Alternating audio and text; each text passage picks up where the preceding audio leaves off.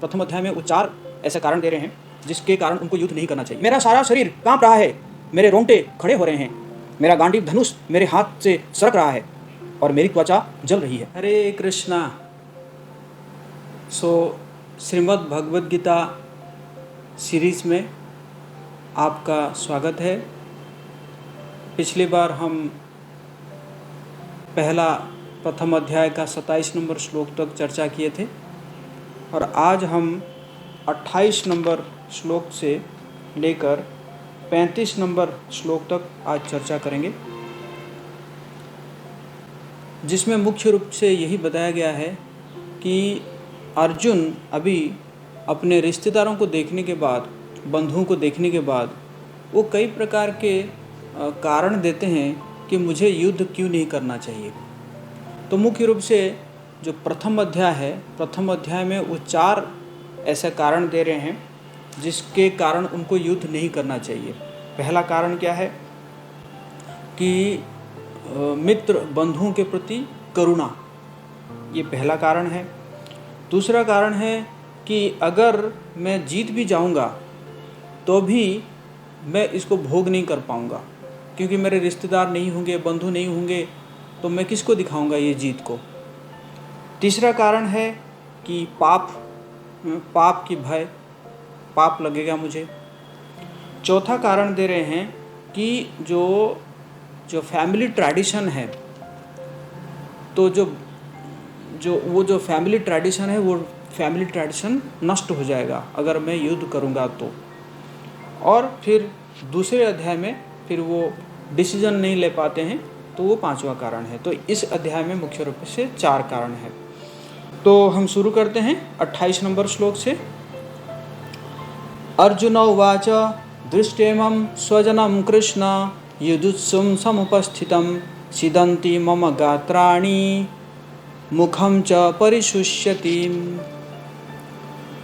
अर्जुन ने कहा, हे कृष्ण, इस प्रकार युद्ध की इच्छा रखने वाले अपने मित्रों तथा संबंधियों को अपने समक्ष उपस्थित देखकर मेरे शरीर के अंग कांप रहे हैं और मेरा मुंह सूखा जा रहा है।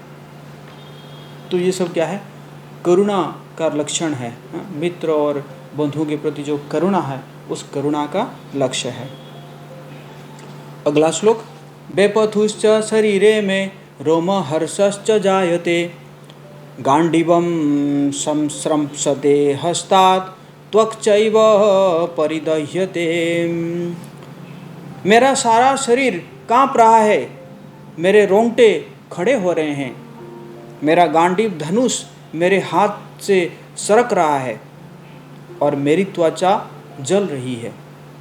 न च शक्नोमि अवस्थातुं ब्रह्मातीव च मे मनः निमित्तानि च पश्यामि विपरीतानि केशव। कि मैं यहाँ अब और अधिक खड़ा रहने में असमर्थ हूँ, मैं अपने को भूल रहा हूँ और मेरा सिर चकरा रहा है। हे कृष्ण, मुझे तो केवल अमंगल के कारण ही दिख रहे हैं। तो इस प्रकार जो है अर्जुन के अंदर अपने मित्र के प्रति, सैनिकों के प्रति क्या हो रहा है? उत्पन्न हो रहा है, करुणा उत्पन्न हो रहा है। तो ये भी क्या है? भगवान की इच्छा है। भगवान की इच्छा से अर्जुन के अंदर ये करुणा उत्पन्न हो रहा है और जिसके बल पर भगवान क्या करेंगे? अब जो है भगवद गीता का संदेश पहुंचाएंगे। तो ये हो गया पहला कारण। तो अब जाएंगे हम दूसरे कारण। दूसरा कारण जो है आपको 31 नंबर से 35 नंबर तक बताया गया है। अर्जुन बता रहे हैं दूसरा कारण। दूसरा कारण क्या है? कि जीत के बाद भी मुझे कोई लाभ होने वाला नहीं है, मैं इसको भोग नहीं कर पाऊंगा। अगर मेरे रिश्तेदार नहीं रहेंगे, बंधु नहीं रहेंगे, तो मैं किसको लेकर, ये जीत को लेकर किसके साथ भोग करूंगा। तो 31 नंबर श्लोक। न च श्रेयोनुपश्यामि हत्वा स्वजनम आहवे न कांक्षे विजयम कृष्ण न च राज्यम सुखानि च। हे कृष्ण, इस युद्ध में अपने ही स्वजनों का वध करने से न तो मुझे कोई अच्छाई दिखती है और न मैं उससे किसी प्रकार की विजय, राज्य या सुख की इच्छा रखता हूँ। तो मतलब उनको कोई राज्य भोग करने के लिए भी कोई इंटरेस्ट ही नहीं है। तो ये ऐसा बताया जा रहा है कि इतना आसक्ति है उनको, इवन जो है कई बार ज़्यादा आसक्ति के कारण कई बार व्यक्ति जो है अपना जो मटेरियल प्रॉस्पेरिटी उसको भी भूल जाता है। तो राज्य, जबकि एक क्षत्रिय के लिए राज्य बहुत ज़रूरी है, फिर भी वो कहते हैं कि मुझे कोई राज्य में कोई इंटरेस्ट है नहीं। क्यों? ये आसक्ति के कारण हो रहा है। और फिर 32 नंबर से 35 नंबर श्लोक में, किम नो राजेन गोविंद किम भोगैर्जीवितेन वा येषाम् अर्थे कांक्षितं नो राज्यं भोगः सुखानि च त इमे व्यस्थिता युद्धे प्राणांश्च त्यक्त्वा धनानि च आचार्या पितरः पुत्रास् तथैव च पितामहा मातुला श्वशुरा पौत्रः श्यालः सम्बन्धिनस्तथा एतान्न हन्तुम् इच्छामि घ्नतोऽपि मधुसूदनम् अपि त्रैलोक्य राज्यस्य हेतो किं नु मही कृते निहत्य धार्तराष्ट्रान्नः का पितृ स्यात् जनार्दन।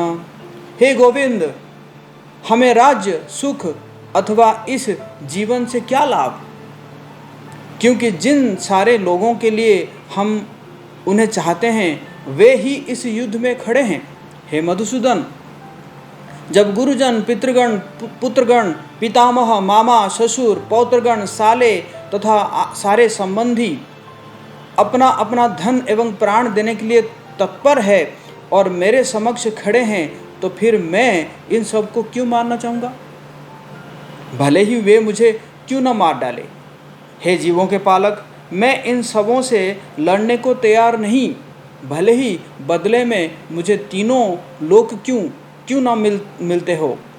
इस पृथ्वी को की तो बात छोड़ ही दो, भला धृतराष्ट्र के पुत्रों को मारकर हमें कौन सी प्रसन्नता मिलेगी। तो यहाँ पे हम देखते हैं कि कह रहे हैं कि गोविंद, गोविंद का मतलब है विन्दति इति गोविंद, जो हमारे इंद्रियां और मन को जानते हैं उनको कहते हैं गोविंद। तो इसलिए अर्जुन कह रहे हैं कि हे गोविंद, आप मेरी मन की अवस्था तो देखो, आप मेरी इंद्रियां की अवस्था तो देखो, आप समझिए। और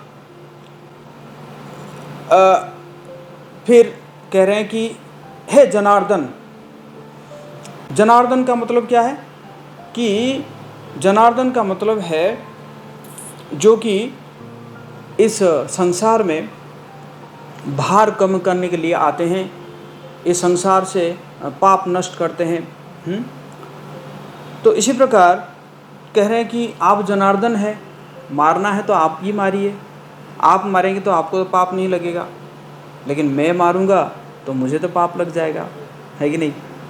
तो इसी प्रकार यहाँ पे जो है अर्जुन इस प्रकार के तर्क प्रस्तुत कर रहे हैं कि मुझे युद्ध करने से क्या फ़ायदा होगा, युद्ध करने के बाद ये सारे तो मर जाएंगे, जब ये सारे मर जाएंगे तो मैं किन को लेकर भोग करूँगा।